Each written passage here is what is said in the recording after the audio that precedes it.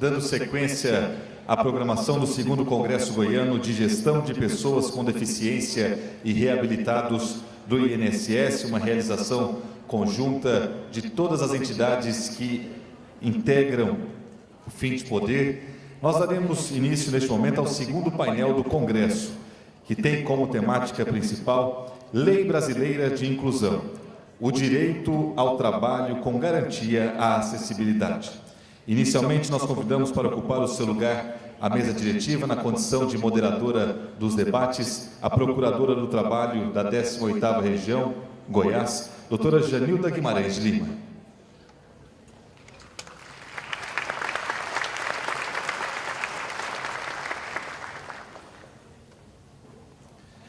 Muito bem, senhoras e senhores, e é com muita honra que nós convidamos para ocupar o seu lugar aqui no palco o primeiro palestrante deste 2º painel, ele que vai tratar sobre Lei Brasileira de Inclusão na perspectiva do trabalho. Com vocês, senhoras e senhores, Dr. Sérgio Caribé.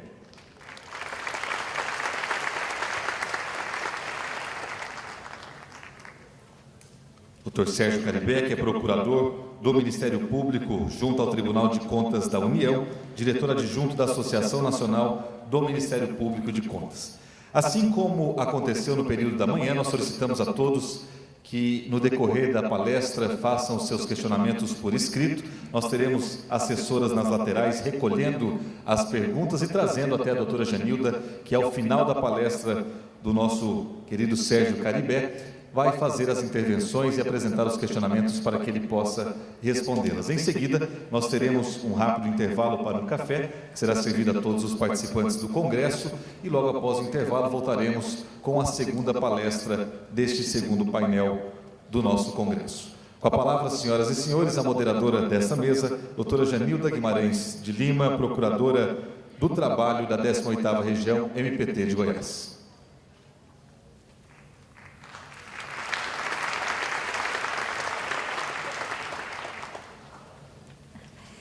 Boa tarde a todos.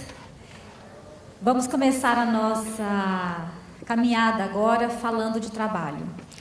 E doutora Maria Aparecida Gugel, doutor Sérgio, vão abordar os temas que mais nos angustiam, né? Seja do movimento de pessoas com deficiência, seja das empresas. Espero que nós tenhamos uma palestras muito profícuas, e já vou adiantando que nós vamos fazer uma pequena mudança, né? O cerimonial já disse que o doutor Sérgio vai ter que sair, então ele vai responder as perguntas logo depois da palestra dele, né? Então, o cerimonial já está, o pessoal da recepção já está preparado para... vocês já podem fazer as perguntas durante a palestra, que ele vai responder antes de sair. Então, doutor Sérgio, com a palavra. Muito obrigado. Faço uma saudação fora do microfone às pessoas com deficiência visual. Saúdo a todos.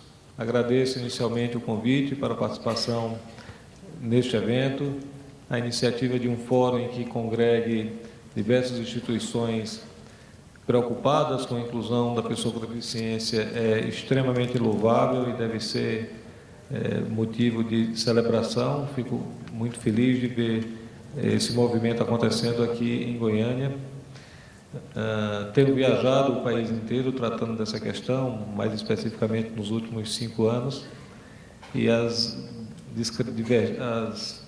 diferenças, como vocês podem imaginar, num país de dimensões continentais quanto o nosso, são muito grandes. Então, é sempre um alento ver em algum município, em algum estado, iniciativas de maior densidade como essa que é realizada aqui em Goiânia e que já mostra, até pelo grande público desse evento, a atenção que tem despertado aqui na sociedade goianiense. Eu gostaria, antes de iniciar propriamente a apresentação, fazer um pequeno registro, um pequeno relato que eu não costumo fazer. Não é da minha praxe, não porque eu tenha qualquer problema com isso, mas questão de hábito mesmo, de falar de mim, da minha vida, como eu sofri meu acidente ou não, Mas no início dos trabalhos aqui, no período da manhã, e tendo em conta que aqui se está falando de gestão de pessoa, me pareceu oportuno, tanto pelo trabalho, como pela gestão de pessoa, como pelo fato de ter sido aqui em Goiás o meu acidente. Eu estava em Brasília, já morando em Brasília, e vinha um passeio aqui em Goianésia, e sofri um acidente por um mergulho no rio que tinha um tronco submerso, né? Então, imediatamente bati a cabeça, tive uma lesão alta, cervical, fui socorrido, e quando eu cheguei, imediatamente fui levado para Brasília. Quando eu cheguei no hospital de base, a primeira imagem que eu me recordo quando a ambulância abriu foi de um tio meu que mora em Brasília e me disse: seus pais estarão chegando de manhã cedo. Isso era de madrugada, né, no meio da noite. Pois bem, eu entrei no hospital, na emergência do hospital de base, me foi colocada uma tração na cabeça, né, furada a cabeça para colocar uma tração, pendurou ali, acho que 7 ou 8 quilos, e eu fiquei naquela posição, imobilizado na maca, com aquele peso, na emergência do hospital de base de Brasília, com todos aqueles sons que vocês podem imaginar de um maior hospital de urgência de uma capital, como Brasília, mas eu não conseguia parar de pensar na minha mãe e no meu pai, que estariam chegando pela manhã. Tudo que ocupou minha cabeça naquela noite foi que eu tinha que estar bem. Agora, o que eu estou me dando conta é que aquilo, de certa forma, num conceito mais amplo, foi uma preocupação com gestão de pessoas. E eu pude receber minha mãe com um sorriso quando ela entrou na UTI. E acho que foi um exercício muito importante, porque já são 20 anos de acidente e eu nunca tive uma depressão, graças a Deus, nunca tive uma dificuldade em me ver como pessoa com deficiência, muito menos de me aceitar como pessoa com deficiência. Tinha terminado o curso de Direito no final do ano, meu acidente foi logo em fevereiro, mais precisamente no dia 9 de fevereiro, dia do meu aniversário, porque tudo tem que ser simbólico, né? A coisa não pode acontecer por acontecer, não. Então, foi dia de aniversário, domingo de carnaval, e eu estava em Brasília em razão de questões profissionais. Vi para Goiânia e acabei me acidentando, para Goianésia, em razão de questões de trabalho. E essas questões de trabalho, eu estou com medo de me estender demais, mas acho que não. Porque é interessante, essas questões de trabalho, em síntese, eu tinha um compromisso, na época que sofri meu acidente, de promover, de coordenar um grande seminário no interior de Pernambuco, mas de âmbito internacional. E aí, bom, depois dessa rápida estada no hospital de base, fui para o Sara Kubitschek e acordei. Essa é uma segunda história que eu gostaria de contar, a primeira relacionada aos meus pais, e acordei no meio da noite e chamei a enfermeira. Quando ela chegou perto de mim, eu pedi papel e caneta, e ela me perguntou se eu estava podendo escrever. Confesso que levei alguns segundos para lembrar que tinha sofrido um acidente e que não mexia absolutamente nada. Mas ela se prontificou a escrever por mim. No outro dia recebi a visita dos amigos que fazem parte dessa instituição que eu, na época, integrava e que era a razão desse evento, e pedi para abrirem a gaveta do criado mudo, porque a enfermeira acabou passando mais de 3 horas do lado da minha maca, e ali já estava o esboço do evento que eu tinha a obrigação de fazer. Eu não tinha nem 20 dias de acidentado.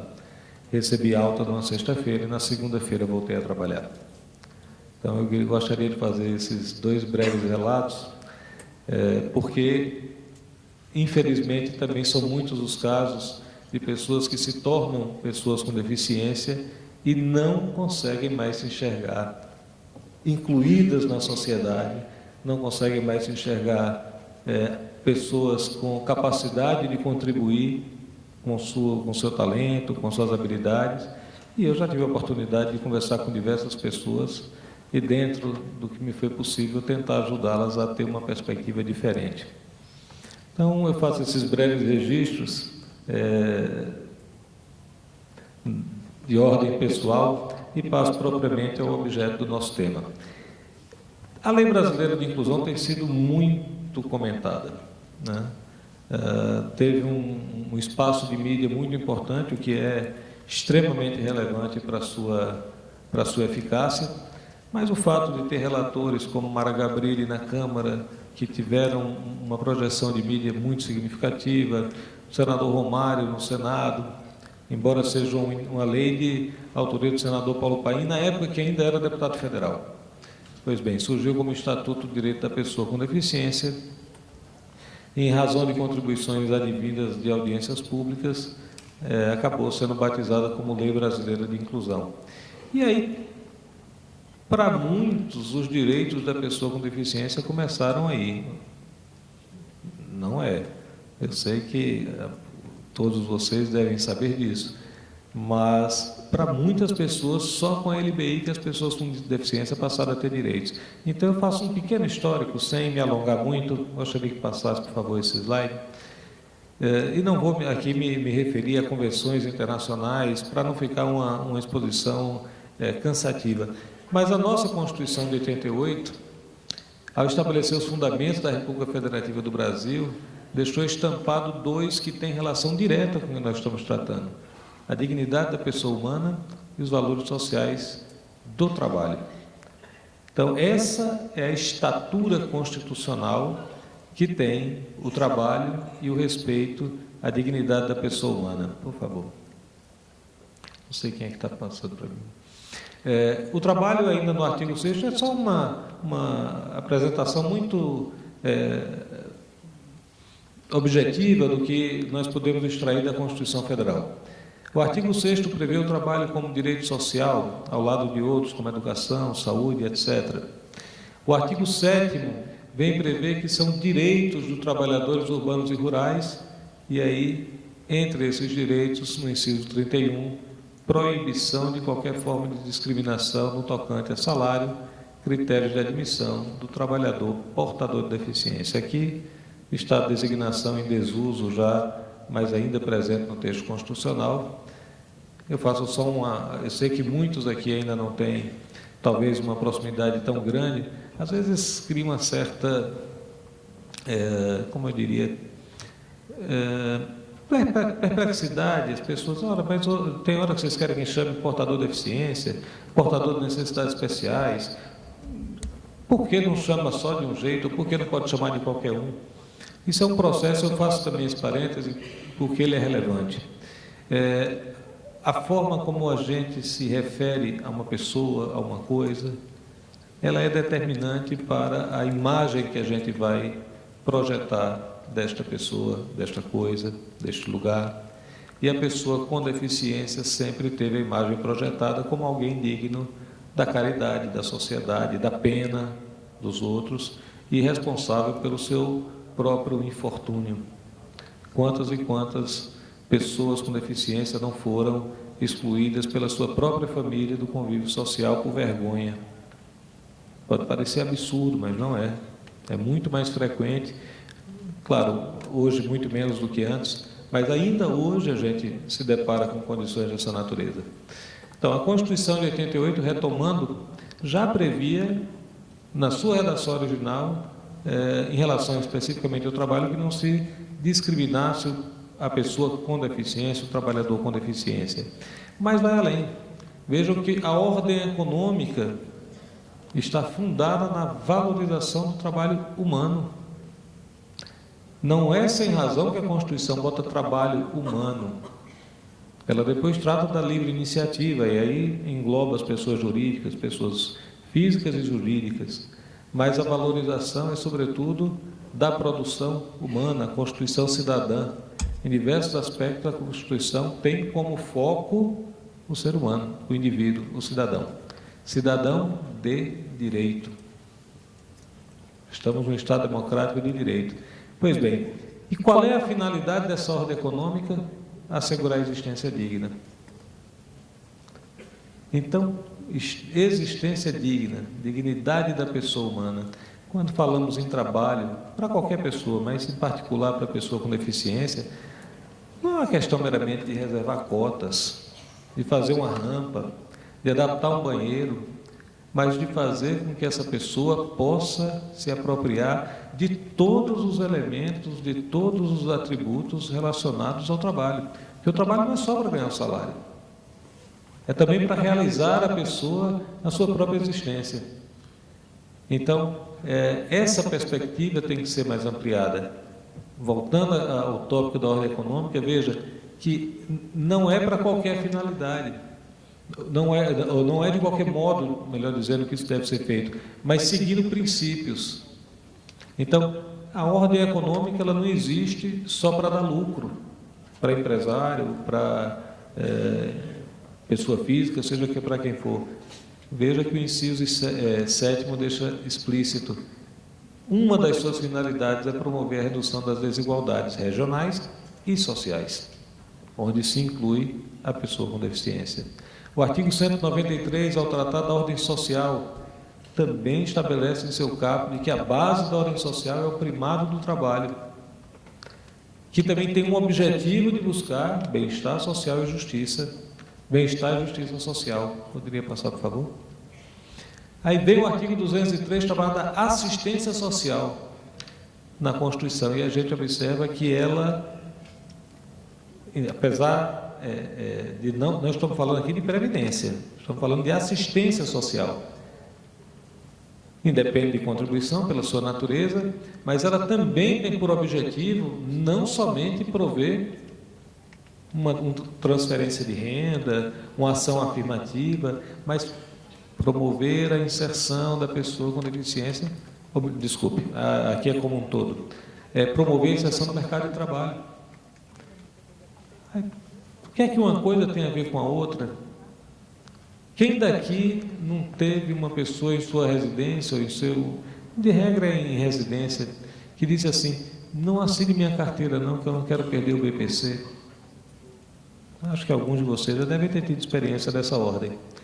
Então, a assistência social não é um fim em si mesmo. E um dos seus objetivos é a integração no mercado de trabalho. Em relação à pessoa com deficiência, que se viabilize a sua habilitação e sua reabilitação, está lá no inciso 4º, para que ela se integre à vida comunitária. Então, quando o inciso 5º trata do que a lei veio tratar como BPC, para estabelecer a garantia de um salário mínimo mensal à pessoa idosa ou à pessoa com deficiência que não possa prover por meios próprios ou por sua família a sua subsistência, antes já estabeleceu que o objetivo primeiro era que essa pessoa pudesse ser incluída no mercado de trabalho. Então, no artigo 227, a Constituição mais uma vez destaca que o Estado deve promover programas de assistência integral à saúde, já não mais falando de assistência social, mas de saúde, mediante políticas específicas e observando alguns preceitos. Veja que no inciso 2º ele trata de criações de programas de prevenção e atenção à saúde, mas em relação às pessoas com deficiência, de modo que promova a sua integração, inclusive mediante o treinamento para o trabalho. Mais um, por favor. E como medida afirmativa, como já uma previsão de índole constitucional, antes ainda da Convenção do Direito da Pessoa com Deficiência, mas de ação afirmativa, previu o artigo 37, e eu volto a falar desse dispositivo mais à frente, a necessidade de que a lei reserve percentual de cargos e empregos públicos para as pessoas com deficiência, para usar a tecnologia adequada, estabelecendo os critérios de sua admissão. Pois bem, como disse, a LBI não é a partir da LBI que surgem os direitos. A Constituição já nos apresenta diversos. E tivemos em 89 a Lei 7.853, que dispõe sobre vários aspectos relacionados aos direitos e à inclusão e à proteção da pessoa com deficiência. Chama atenção para o artigo 2º, quando estabelece que o poder público e seus órgãos devem assegurar. Veja que o verbo central do caput é assegurar. Então, qualquer medida que seja mais ou menos, ela não assegura. Se ela não assegura, ela não atende a finalidade. Pois bem, assegurar às pessoas com deficiência pleno exercício de seus direitos básicos, inclusive o do trabalho. E no parágrafo único estabelece que, para essa finalidade, essas instituições, tanto da administração indireta como indireta, devem dispensar tratamento prioritário tendente a viabilizar, sempre há um objetivo, entre outras das seguintes medidas. Próximo slide, por favor. Na área da promoção profissional e do trabalho, o apoio profissional, o apoio governamental à formação profissional. O governo tem que apoiar. O empenho do poder público em relação quanto ao surgimento e manutenção de empregos destinados às pessoas com deficiências que não têm acesso a empregos comuns. Volta esse slide, por favor. Eu confesso que quando eu li esse dispositivo, assim, eu tinha uma certa dificuldade de entender essa parte final, acesso aos empregos comuns. Agora, em setembro, fizemos um evento em Brasília que me deu um pouco mais de luz em relação a isso. A gente está muito acostumado a falar em cota, mas não é só a cota, a política pública, a iniciativa que pode ser adotada nesse sentido. E me causou me impressionou bastante o exemplo da Suécia. Tivemos um expositor sueco. Pois bem, a Suécia tem uma empresa pública que a finalidade da empresa pública é contratar pessoas com deficiência. Dos 22 mil e poucos funcionários dessa empresa, 19 mil são pessoas com deficiência. E eles fazem como uma passagem, preparam a pessoa nessa empresa para que essa pessoa possa ingressar no mercado regular, no mercado comum. E aí, acho que em torno de 1.200 ou 1.300 pessoas passaram por esse processo no ano passado, segundo o relato que nos foi feito. O próximo, por favor. Ainda na 7853, também na área de trabalho, promoção de ações eficazes que propiciem a inserção nos setores públicos e privados das pessoas com deficiência. Então, veja, as ações elas têm que ser eficazes e têm que promover a inserção das pessoas. No inciso D, prevê a adoção de legislação específica disciplinando reserva de mercado. Aqui ainda a relação direta com o inciso 8º do 37 da Constituição, em favor das pessoas com deficiência, da administração pública e no setor privado. Aqui a lei estende, né, em relação ao previsto especificamente no inciso 8º do artigo 37 da Constituição. E trata também da regulamentação de organizações de oficinas, congêneres e etc., para que se viabilize a efetiva inserção da pessoa com deficiência no mercado de trabalho. Próximo, por favor. Ainda nessa lei, e aí eu já começo a trazer alguns elementos da LBI, foi definido o crime de discriminação, na verdade, discriminação no âmbito do trabalho, né? Esse é o que eu vou destacar. O artigo 8º tem vários incisos, aqui eu destaco o 3º, na redação original e na redação trazida pela LBI. O caput está aí, não sem razão, que essa redação é da Lei 13.146, que é a LBI, aumenta o tempo da pena. Inicialmente era de 1 a 4 anos, passa a ser de 2 a 5. Mas o que eu quero chamar a atenção é para o inciso 3º, que na redação original ele previa negar sem justa causa. Então, naquela época, admitia-se a justa causa para negar o acesso da pessoa com deficiência ao mercado de trabalho. Então, hoje, por exemplo, se você disser, não, mas é porque a minha empresa, é porque a instituição tem essa ou aquela situação, a lei não admite mais justa causa. É simples assim. A redação trazida pela LBI suprimiu essa expressão sem justa causa. Então, se a lei não tolera justa causa, qual causa pode ser admitida? Eu tenho dificuldade para compreendê-la.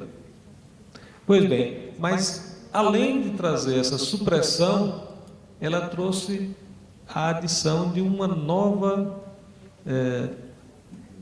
de um novo verbo aqui, de uma nova situação característica dessa situação que tipifica o crime, que não é mais só negar, mas também obstar, não prover acessibilidade, não disponibilizar recursos de tecnologia assistiva, adaptações razoáveis. Isso é obstar o acesso ao emprego. Isso é crime. Se alguém tem alguma dúvida quanto a ser ou não crime, eu acho que essas duas redações deixam mais do que explícito. Antes era só negar, agora é negar ou obstar. E sem justa causa, a justa causa saiu do ordenamento jurídico como fator a justificar a não inserção da pessoa com deficiência no mercado de trabalho. Podemos passar, por favor. E como último registro, antes de tratar propriamente da LBI, eu vou me ater ao artigo 93 da Lei 8.213.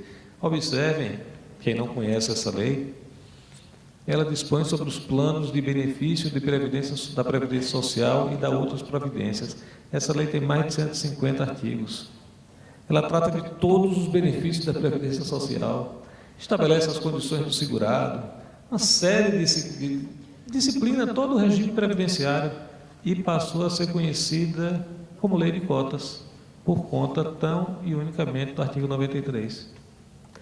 Ninguém fala dessa lei como uma lei da Previdência Social, mas lei de cotas. Veja a importância que essa reserva de mercado de trabalho tem, ou acabou tendo, né, no âmbito da sociedade.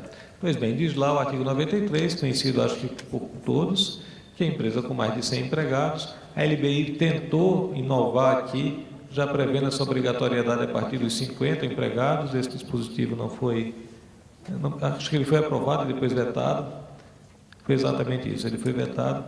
Então, permanece em vigor este da Lei 8.213. Então, com mais, entre 100 e 200, 2%, entre 201 e 500, 3%, de 501 a 1.000, 4%, passou de 1.000, 5% dos seus empregados, pessoas com deficiência ou reabilitados do INSS, da Previdência Social.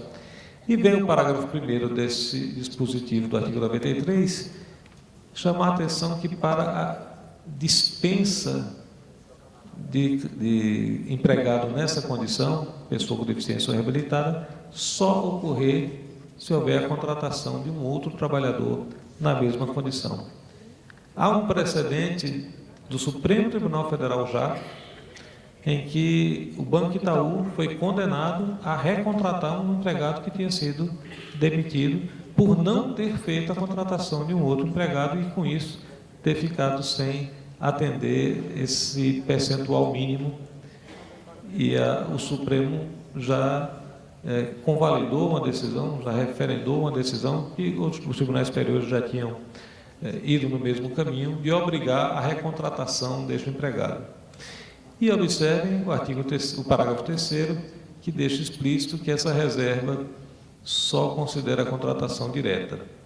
Então, aí, o aprendiz com deficiência, de que trata a CLT, ele não está. Nós vamos ver também na LBI, em um dispositivo da LBI, um raciocínio que complementa esse aspecto. Então, a pessoa efetivamente contratada é a que conta para o cumprimento da cota. É a política de inclusão que foi adotada no Brasil. Só no Brasil? Não, tem pelo menos mais uma dezena ou uma dúzia de países mundo afora que tem legislação que estabelece cotas. Mas tem outros que têm políticas públicas até mais eficientes, inclusive com um suporte legal bem menos denso, como é o caso da Suécia. Aqui eu fiz referência. Pode passar, por favor. Especificamente quanto a esse artigo, eu trago um trabalho que ofereci no TCU, uma representação que apresentei ao TCU. Já venho fazendo vários trabalhos relacionados à inclusão da pessoa com deficiência, mas esse tem pertinência com o tema que estamos tratando. A fiscalização do Ministério do Trabalho fez um trabalho intenso na Caixa Econômica, consolidado, de âmbito nacional, e não conseguiu avançar. Fizeram um termo de ajustamento do conduta, a Caixa não cumpriu.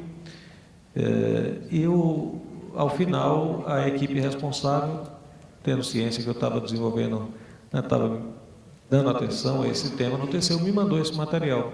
E eu entrei com a representação, e no final, para ser objetivo, acabou sendo acolhido o entendimento que eu defendi, e o Tribunal de Contas da União determinou à Caixa que não mais estabeleça reserva de empregos nos seus editais de concurso para pessoa com deficiência. e que passe a convocar todos os candidatos classificados com deficiência até cumprir o percentual de 5% previsto no artigo 93. Por uma questão muito simples. O que disciplina o emprego público é a mesma legislação que disciplina o emprego privado. Ah, mas o serviço público tem que fazer concurso público. De fato, obrigação que vem do inciso 2 do artigo 37 da Constituição.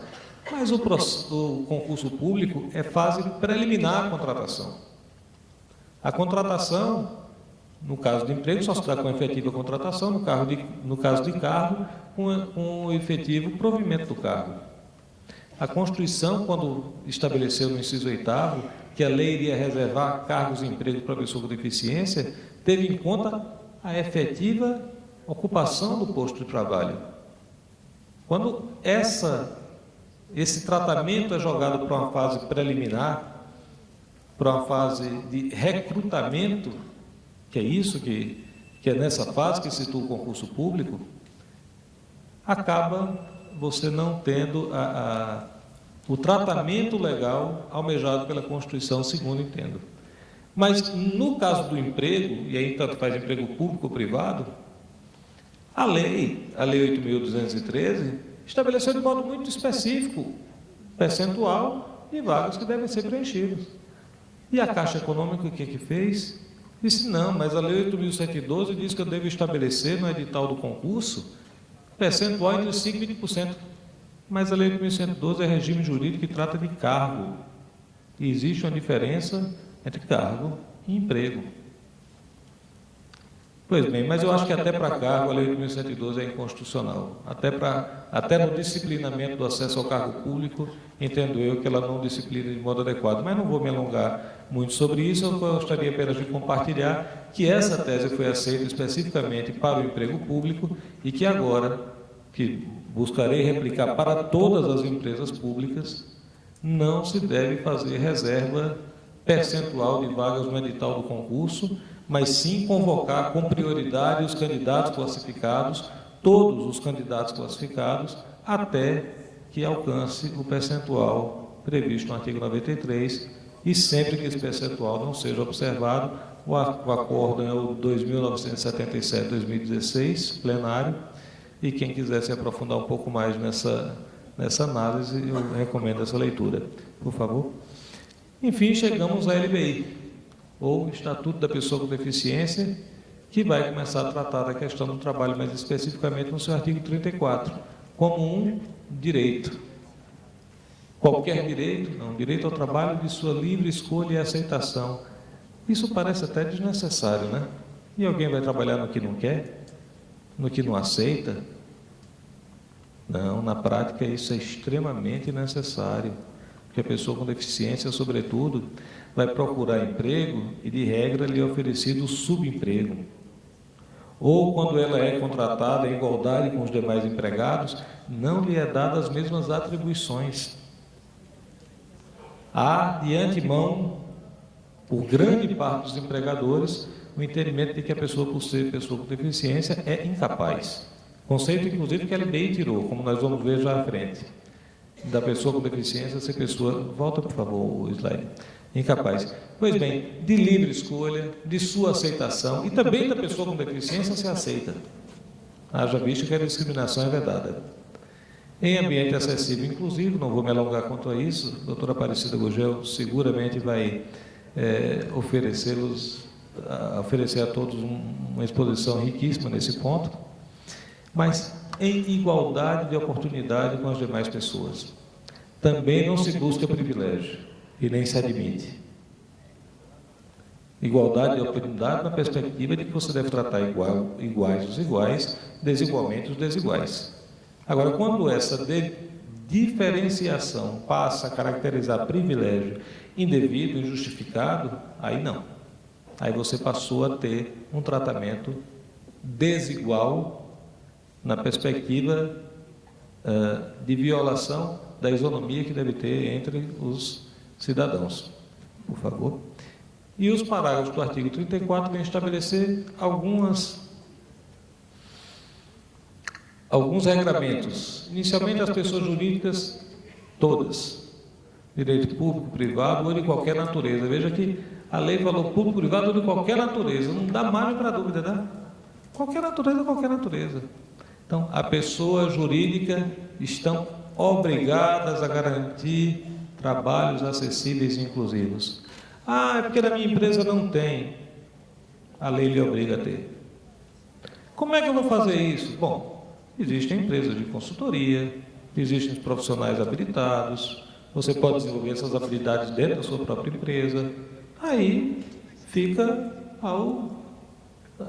a decisão é do empresário, é do gestor público. O que não se pode mais é negar, porque a lei não admite. As pessoas com deficiência têm direito, prevê o parágrafo 2º, mais uma vez, em igualdade de oportunidades com as demais pessoas, a condições justas e favoráveis de trabalho. Também, às vezes, em certa medida, pode parecer desnecessário, não é. É justo você contratar uma pessoa que tem expectativa de contribuir, de ser, com o seu trabalho, de ser uma pessoa ativa na sociedade, e você contrata para cumprir cota e bota ela numa sala na qual ela não produz nada, na qual ela não se vê integrada, na qual ela não se vê somando para aquela empresa? Isso é justiça? Isso favorece o interesse da pessoa se manter naquele trabalho, porque o acesso é para o trabalho e para se manter no trabalho. Quem aqui quer ficar num trabalho no qual o seu próprio trabalho não é reconhecido, independentemente de ser pessoa com deficiência ou não? Quem zela, quem dá valor ao seu trabalho, dificilmente vai querer ficar num lugar no qual percebe que seu trabalho não acrescenta nada. Muitas empresas continuam fazendo isso. Contrata para não ser multado pela delegacia do trabalho, mas não inclui. Está aí os dispositivos da LBI indicando, incluindo igual remuneração. Mas não é só a remuneração, são todos esses aspectos aos quais eu já chamei a atenção. E vem o parágrafo 3º, estabelecer vedação de restrição ao trabalho da pessoa com deficiência e qualquer discriminação em razão de sua condição.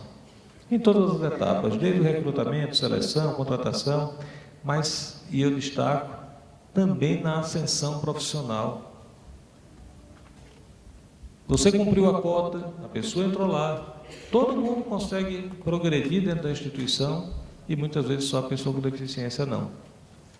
E quando você vai ver as causas, geralmente porque não foi lhe dada a oportunidade de se desenvolver, não lhe foram dadas oportunidades de apresentar para o seu empregador o mesmo retorno que os outros empregados estão apresentando, ou até maior.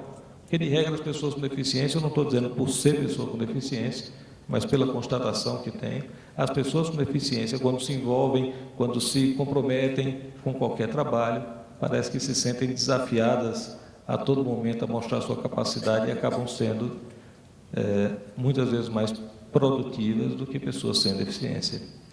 Até na Paralimpíada tivemos exemplo.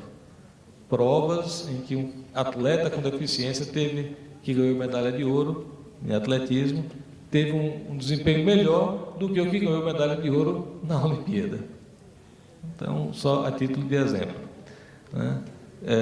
E também na reabilitação profissional.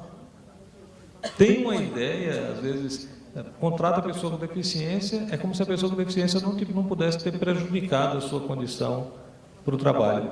Ela pode, e eventualmente ela pode perder a aptidão para aquele trabalho. E aí demite? Não, reabilita para outra função dentro da empresa.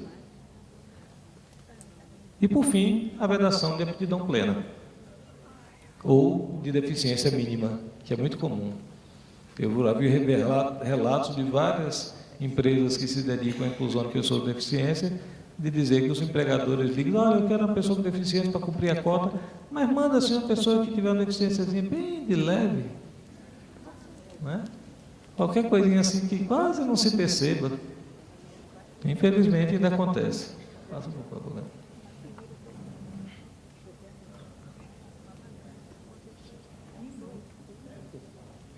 Não é?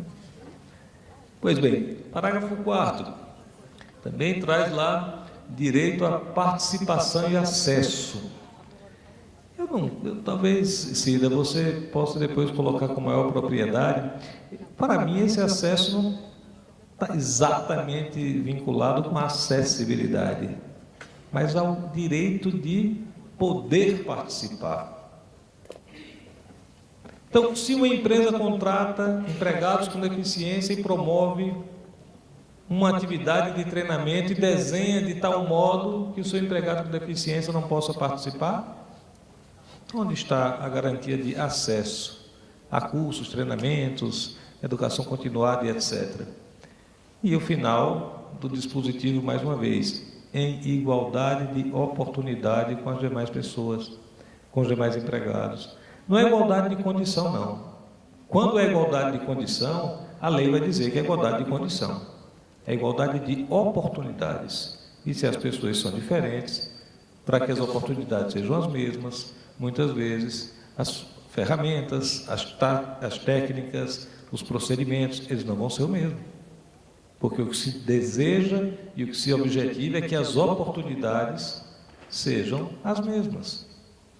E, por fim, o parágrafo 5º estabelece a garantia aos trabalhadores com deficiência, aí sim, a acessibilidade em curso de formação e capacitação. Por isso que eu faço essa reflexão de que o acesso do parágrafo 4º não se confunde com a acessibilidade, senão seria redundância desnecessária da lei. E essa figurinha que está aí embaixo, eu não sei se estamos contando com audiodescrição, em síntese, são poucas imagens nessas minhas apresentações, tudo que tem de essencial no conteúdo eu estou procurando transmitir verbalmente,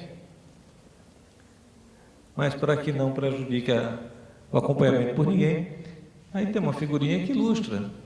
Numa primeira, a pessoa com deficiência sendo motivo de chacota, de deboche, acontece com muita frequência.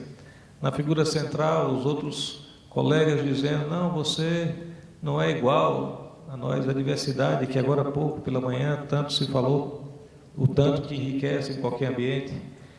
E a desculpa de dizer que a empresa não está preparada não é admitida pela nossa legislação. Nenhuma dessas três hipóteses e de tantas outras que a gente poderia ilustrar. Pode passar, por favor? Isso porque, e aí o artigo 35 nos deixa de modo cristalino, porque a finalidade das políticas públicas de trabalho e de emprego é promover e garantir condições de acesso e de permanência da pessoa com deficiência no campo do trabalho. E ninguém permanece em trabalho nenhum se não estiver incluído, se estiver sendo discriminado, se estiver sendo motivo de zombaria dos colegas, ou se não puder ter a ascensão profissional que os seus colegas estão tendo, por falta de acesso a todas as condições de igualdade de oportunidade que os outros. O parágrafo único vem trazer a disposição de que esses programas também devem contemplar essa inclusão. Faço mais um registro, que tudo isso está sendo apresentado na legislação como trabalho, num contexto extremamente amplo, não é emprego. Trabalho abarca tudo, inclusive empreendedorismo, trabalho autônomo, cooperativismo, associativismo, etc. Todos devem prever, todas as políticas públicas voltadas para estas finalidades devem prever a participação da pessoa com deficiência, e a lei vai especificamente dizer que, em relação à pessoa com deficiência, inclusive com disponibilização de linhas de crédito, quando necessário, para viabilizar recursos de tecnologia assistiva, para viabilizar adaptações razoáveis, ou para garantir, em razão de especificidades que a própria lei venha a tratar, que a pessoa possa também se desenvolver de modo autônomo. Vamos lá, Léo, por favor.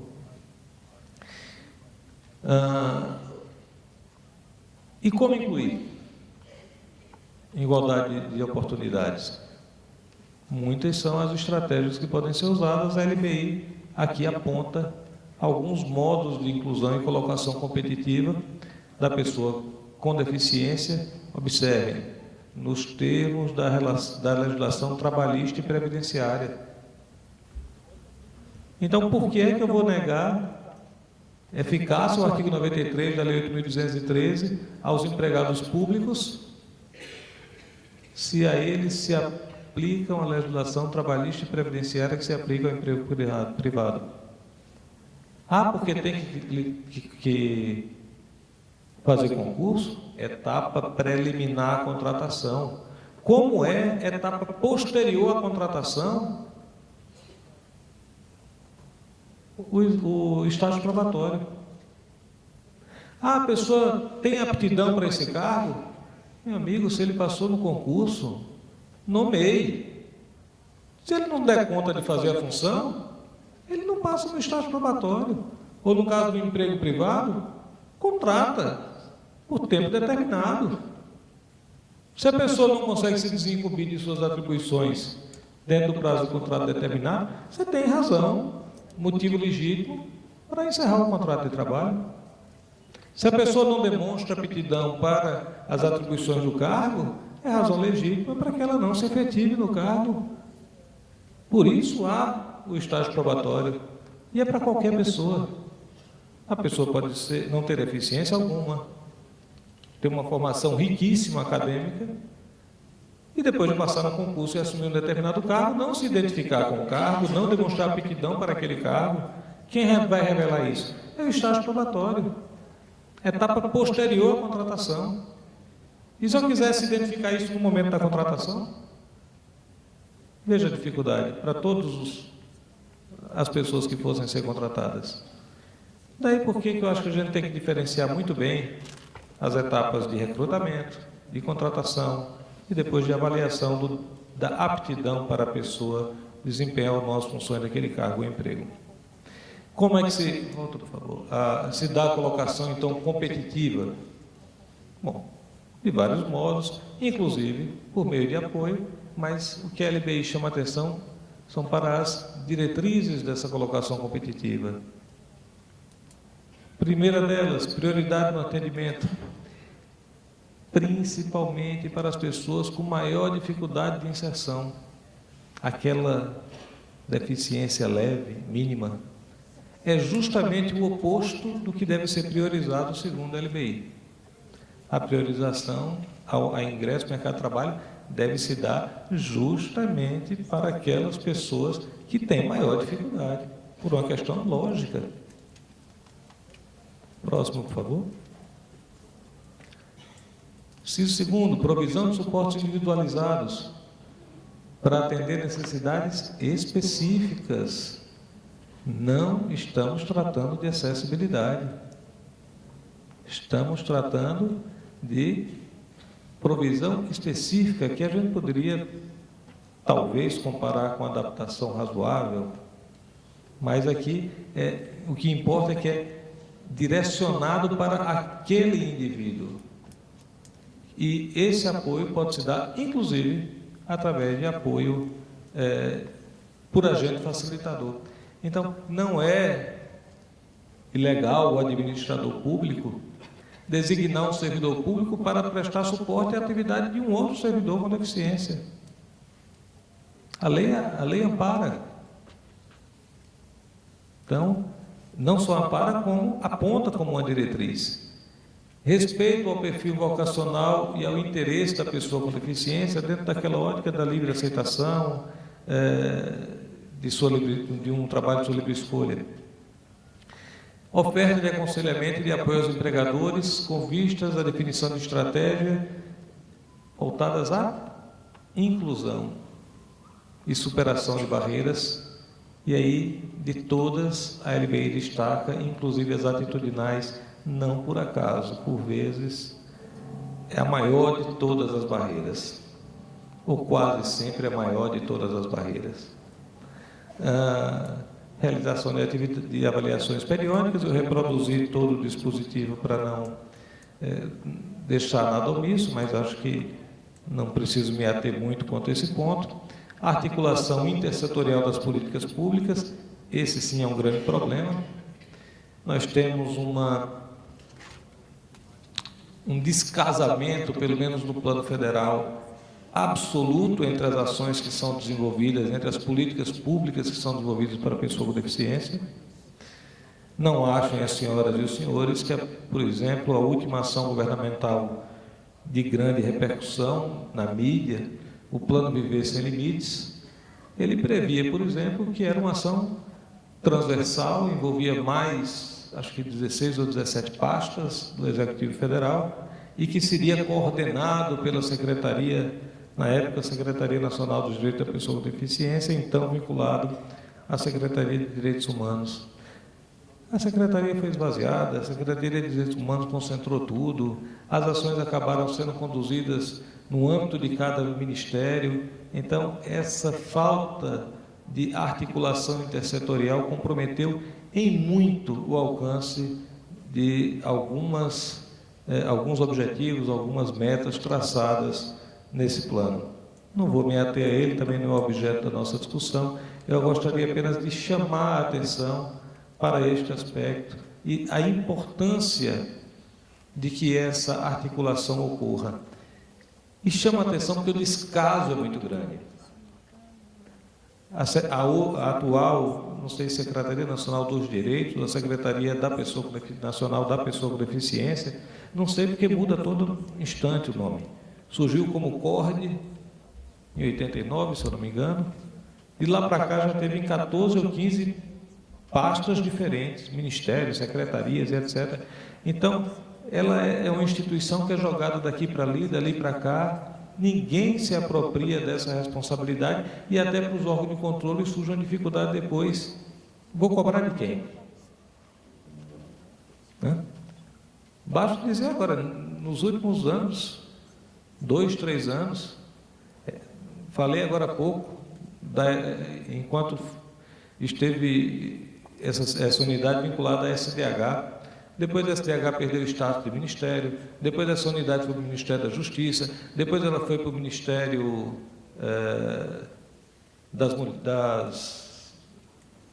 dos Direitos Humanos.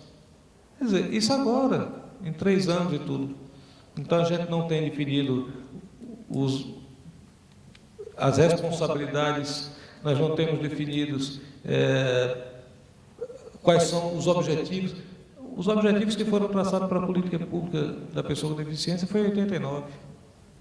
Não fosse o tempo, ainda tivemos a convenção, a LBI, de qual estamos tratando agora, e eu falava numa audiência pública semana passada na Câmara dos Deputados da necessidade de se rever essa política pública, e houve uma sensibilização dos deputados presentes e já se prontificaram a iniciar discussões entre suas assessorias nesse sentido. E, não menos importante, a possibilidade aqui entendida como sempre que possível, não quando seja conveniente, de participação da organização de sociedade civil, chancelando a máxima alcunhada lá na Convenção dos Direitos da Pessoa com Deficiência, nada sobre nós sem nós. Pois bem, o artigo 84 da LBI vai se ocupar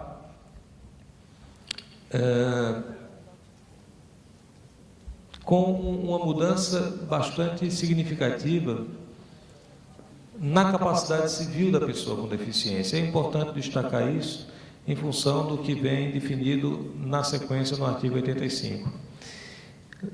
O Código Civil antes dispunha como incapaz daquele que não pudesse exprimir sua própria vontade. Então, a pessoa surda, num ambiente em que não tinha nenhum intérprete de Libras, ela era a pessoa incapaz, porque ela não era capaz de exprimir sua própria vontade verbalmente, e não tinha ninguém ali habilitado na língua brasileira de sinais, que é meio de comunicação oficial. Então, a incapacidade civil decorrente da deficiência não existe mais. Como regra, não existe mais. Nem como regra, não, porque a incapacidade não existe mais. Eventualmente, o que pode ter é a necessidade de uma curatela, né?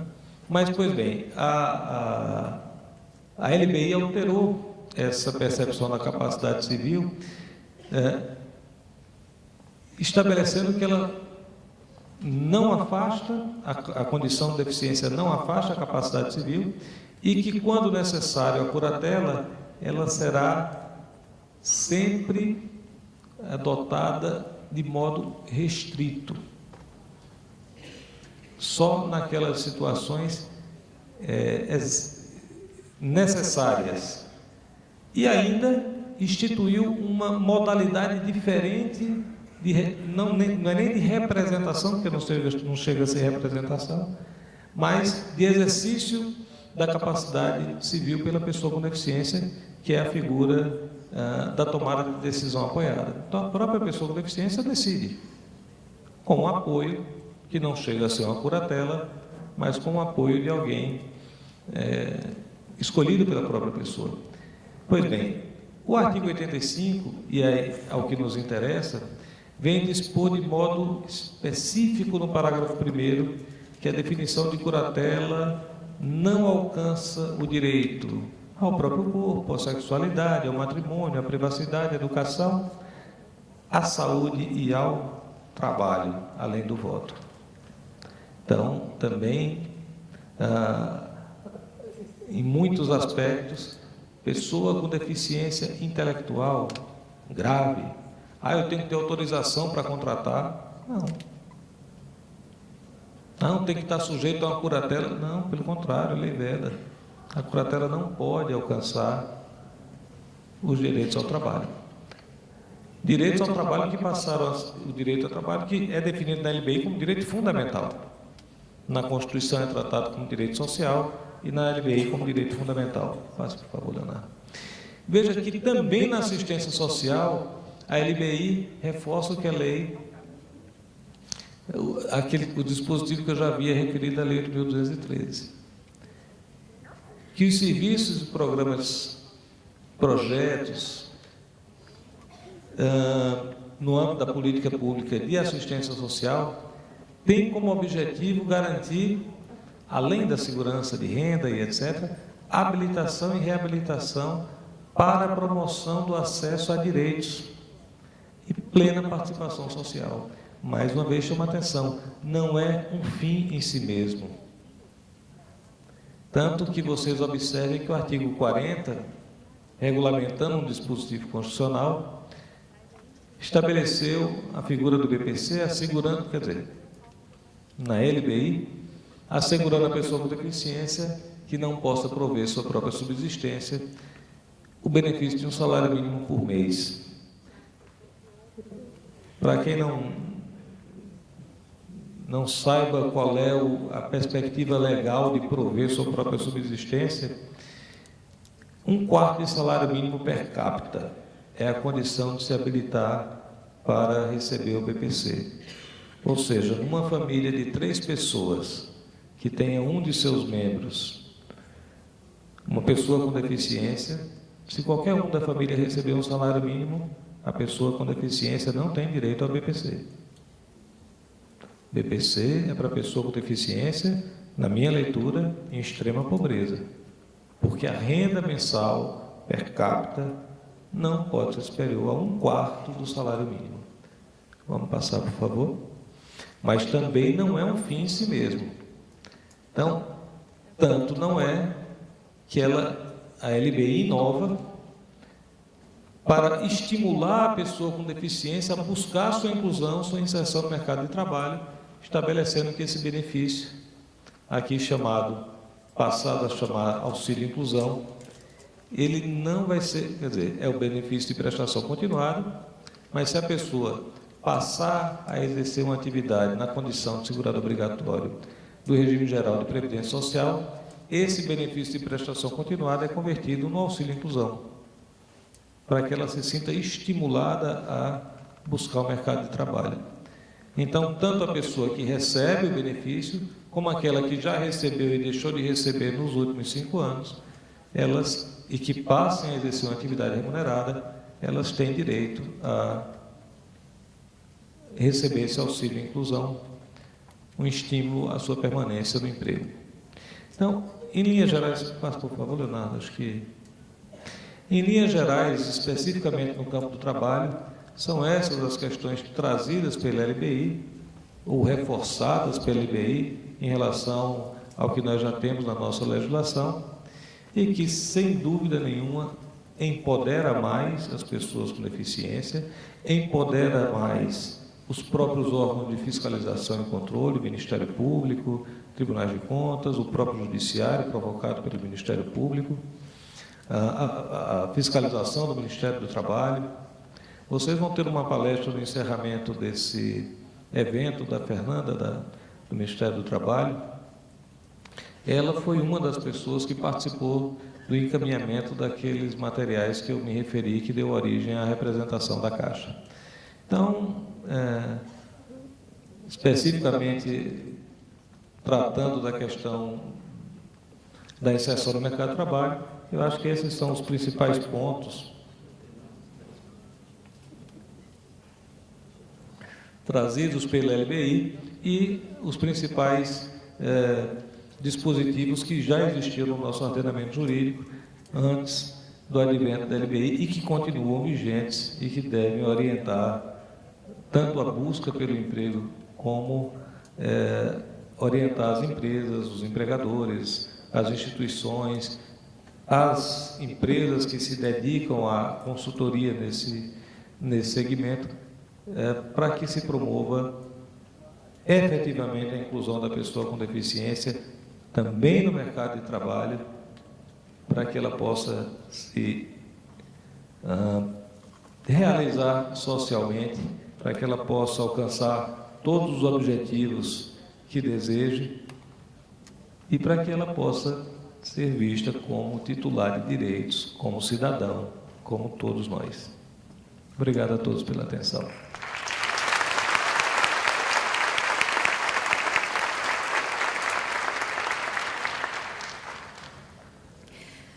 Bom, doutor Sérgio, nós já temos aqui 3 perguntas direcionadas ao senhor e elas tratam de questões diversas.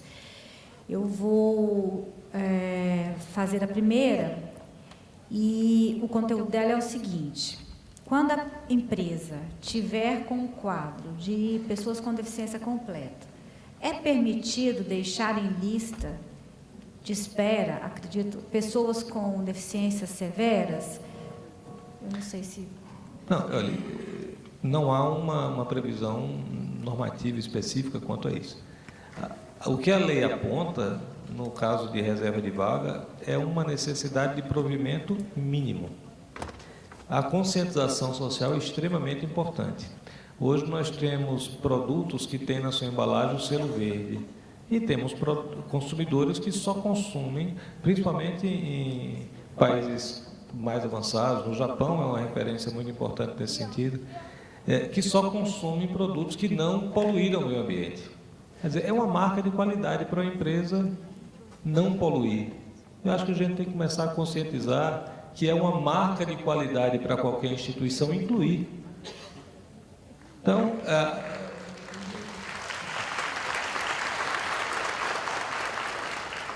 o atendimento da norma se satisfaz com o preenchimento do percentual mínimo e a manutenção desse percentual. E aí, independente de ser uma deficiência leve, grave, moderada, eventualmente não há impedimento para você contratar mais pessoas com deficiência. Pelo contrário, é estímulo nesse sentido. Agora, se a empresa, por qualquer razão de política de pessoal, não quer contratar de imediato e quer ter um cadastro reserva, caso ela tenha que demitir alguém ou alguém peça a demissão e ela não queira ficar com dificuldade para repor esse posto de trabalho com pessoa com deficiência ou reabilitados do INSS, não me parece que haja qualquer ilegalidade nesse sentido. Agora, como uma prática, não é uma prática inclusiva, pelo menos no meu modo de ver. Bom, a segunda diz o seguinte: pedimos mais esclarecimentos sobre a demissão por justa causa da pessoa com deficiência. Eu acho que tem a ver com aquela questão que você trouxe de que não pode mais o empregador recusar a contratação alegando justo motivo. O justo motivo não é para a dispensa do empregado, é para a recusa em contratá-lo. É tipo, não, eu não vou contratar porque aqui eu tenho uma dificuldade dessa ou dessa ordem. Não admite-se mais justo motivo. Agora, é evidente que tem que ter aptidão. A aptidão não está só relacionada à questão da deficiência. Você vai contratar uma pessoa que tem medo de altura para fazer manutenção de linha de transmissão, o cara não sobe no posto, nem por decreto. Então, assim, a aptidão, ela é aferida, ela é identificada durante o contrato de experiência. Então, se a pessoa não se mostra apta para o exercício daquelas atribuições, ela pode ser, eventualmente, convidada a trabalhar em outro setor da empresa, ou se ela foi contratada especificamente para aquela função e não se mostra apta a desenvolver as atribuições, ela pode, sim, ser demitida. Não há impedimento a demitir a pessoa com deficiência. A pessoa com deficiência não tem estabilidade no emprego, porque é pessoa com deficiência. O que se deve garantir é que cumpra-se o percentual de contratados mínimos previstos na lei, por pessoa com deficiência ou por reabilitados. Alguém pode perguntar, então eu poderia contratar pessoas reabilitadas pelo INSS que não fossem pessoas com deficiência? Sim, pode. A lei não distingue. Ela estabelece um regramento que contempla os dois. Eventualmente, a gente poderia discutir se estaria certo ou não, mas o fato é que a lei trata de modo igualitário, contratar dentro daquele pessoal pessoas com deficiência ou reabilitados do INSS. Então, não há uma estabilidade, e se a pessoa com deficiência não consegue atender às atribuições que lhe foram dadas, ou ela deve passar por um processo de reabilitação na própria empresa, ou a demissão, se justificada, ela pode ser feita. Então, a justa causa que eu fiz referência era uma hipótese que se admitia ao empregador de deixar de contratar mediante qualquer alegação que fosse, que a lei admitia como passível de ser qualificada como justa causa para negar a contratação.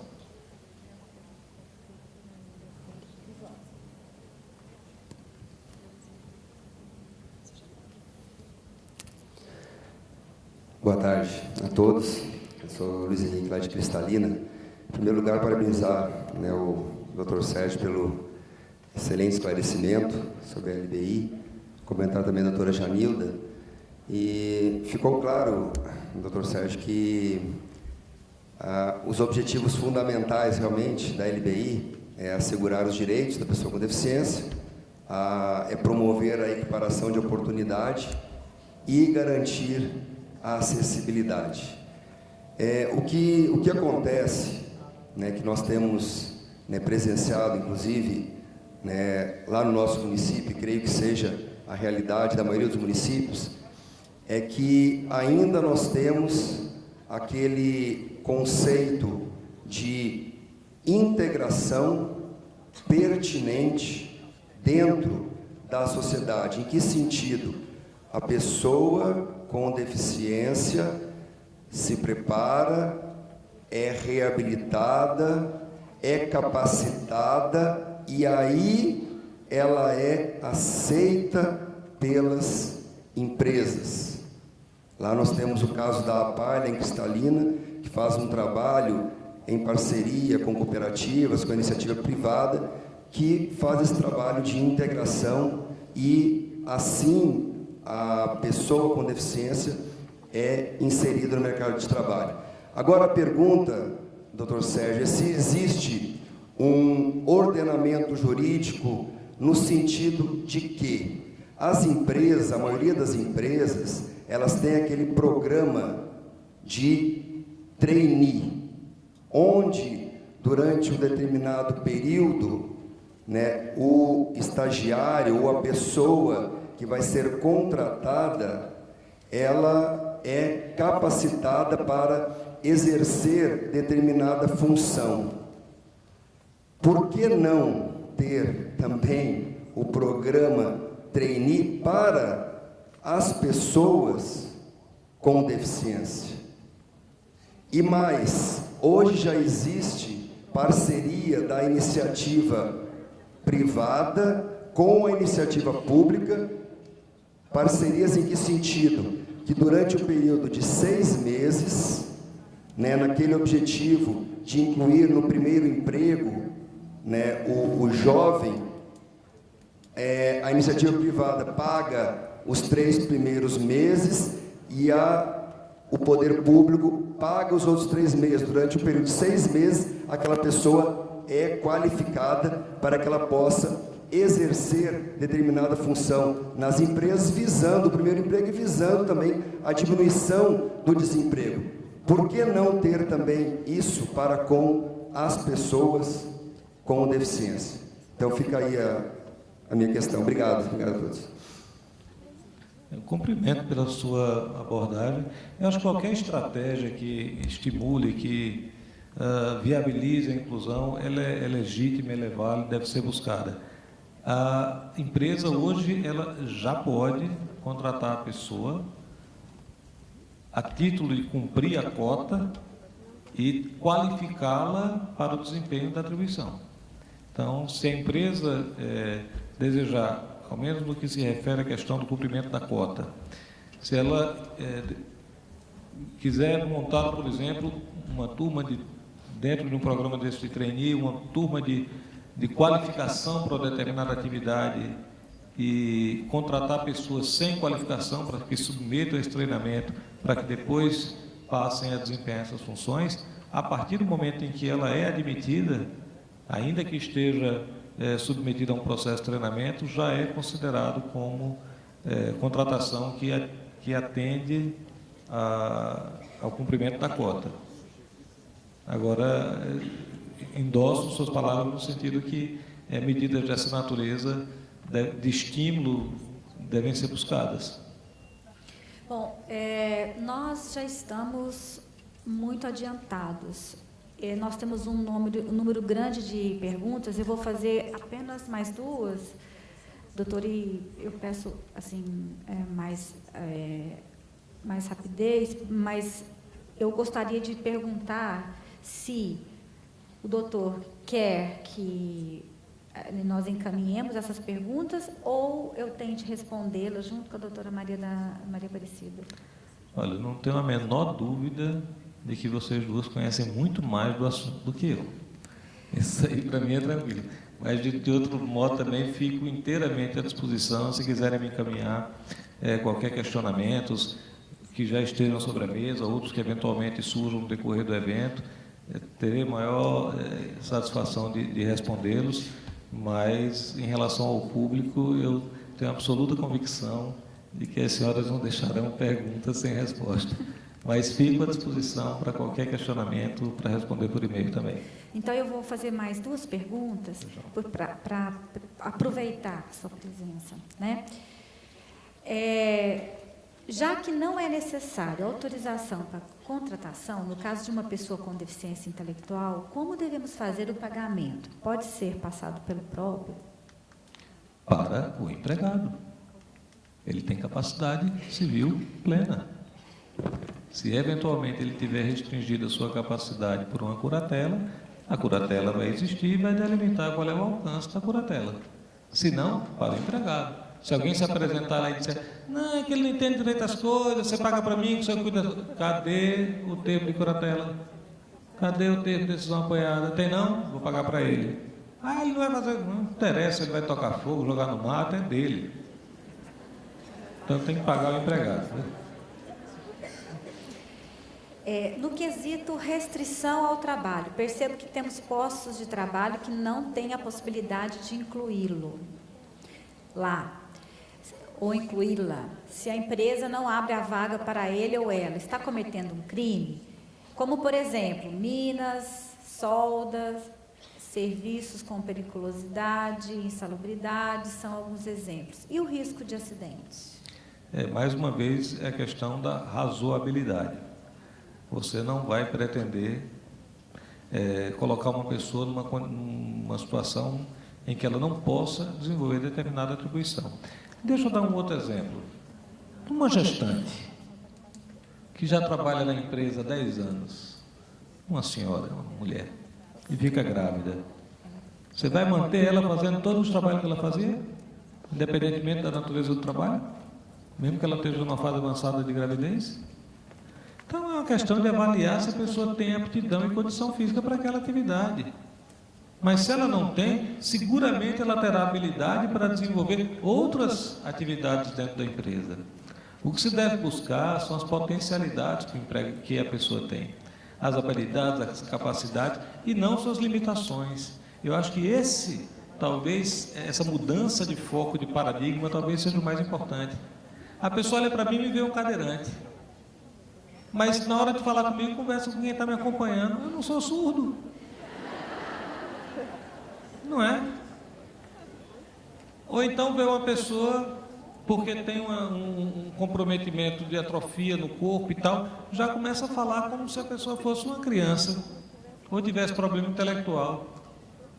Gente, a maior parte das vezes, quando você vê uma pessoa numa cadeira de rodas, com o corpo todo atrofiado e tal, no mais das vezes essa pessoa não tem comprometimento cognitivo nenhum, é uma questão muscular. Aí vai tratar essa pessoa de modo infantilizado. Então, eu acho que a gente, por exemplo, olha, eu tenho uma lesão alta. Eu estava agora no almoço conversando isso com uma pessoa. Eu tenho uma lesão alta aqui, na altura da quarta vértebra cervical. Levanto meu braço aqui, eu não estico, porque eu não tenho estímulo nenhum no tríceps.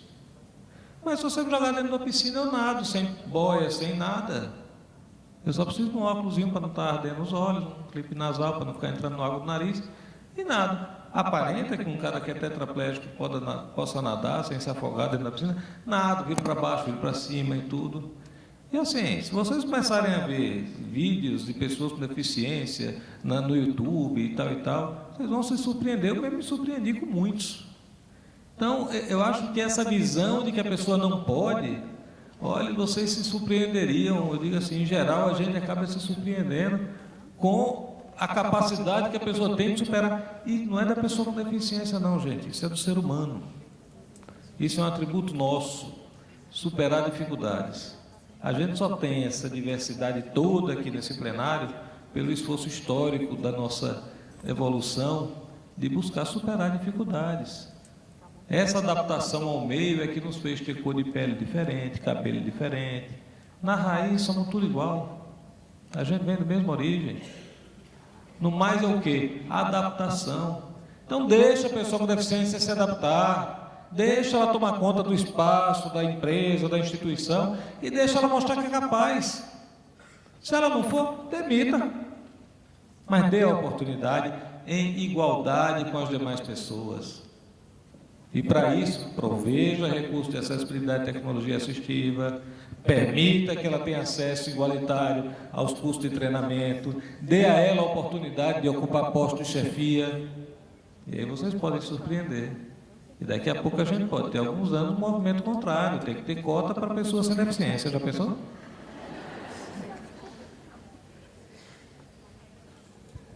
É isso?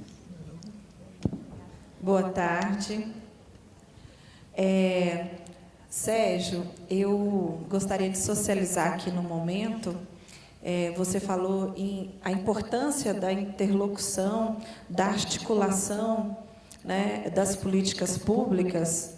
Hoje o Fórum ele tem um projeto que já está em fase de implantação e nós chamamos todos os conselhos de direito, de políticas públicas, para que nós possamos, juntos, ir nas regiões estabelecidas pela Secretaria de Planejamento do Estado de Goiás, para que possamos levar ao conhecimento do controle social as questões afirmativas e a importância das políticas públicas para as pessoas com deficiência.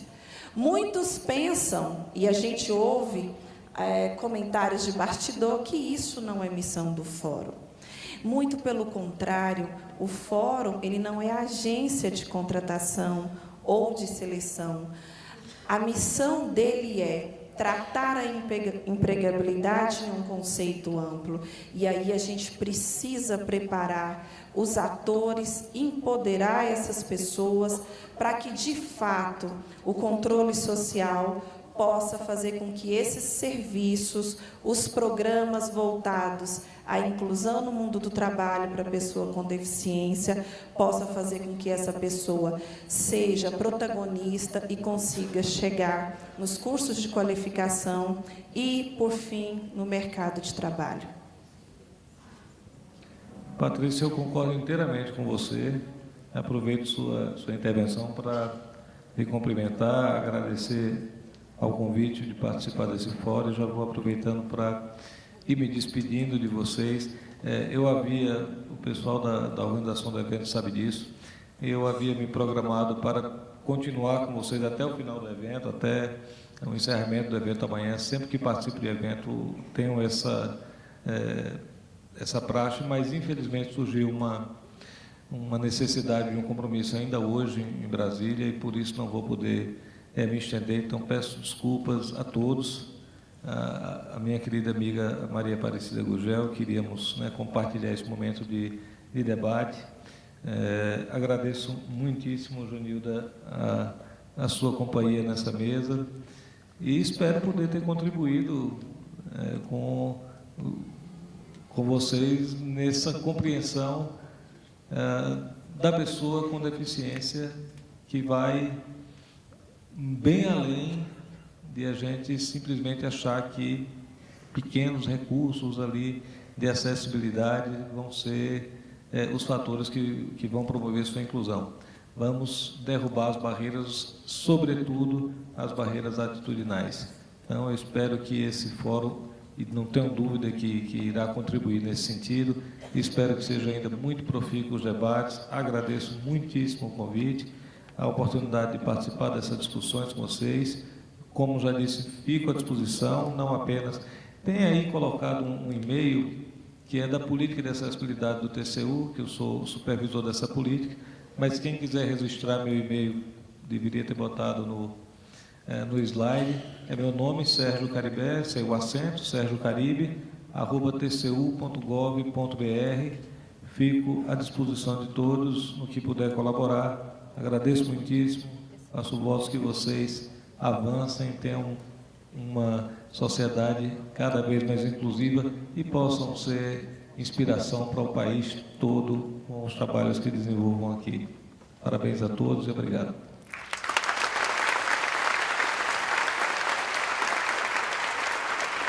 Doutor Sérgio, em nome do Fórum de Inclusão no Mercado de Trabalho da Pessoa com Deficiência e do Reabilitado do INSS, nós agradecemos a excelente palestra que o senhor fez, e eu tenho certeza que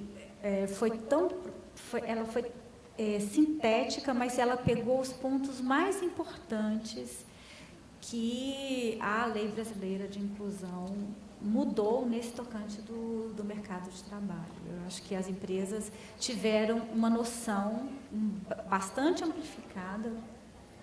O senhor conseguiu fazer esse resumo os principais desafios e responsabilidades do mercado de trabalho frente às pessoas com deficiência e agora sob a égide da Lei Brasileira de Inclusão. Muito obrigada. Vamos ao nosso coffee break, né? Bem, os aplausos de todos mais uma vez ao nosso palestrante, Dr. Sérgio Caribé. Muito obrigado por sua presença, Dr. Sérgio.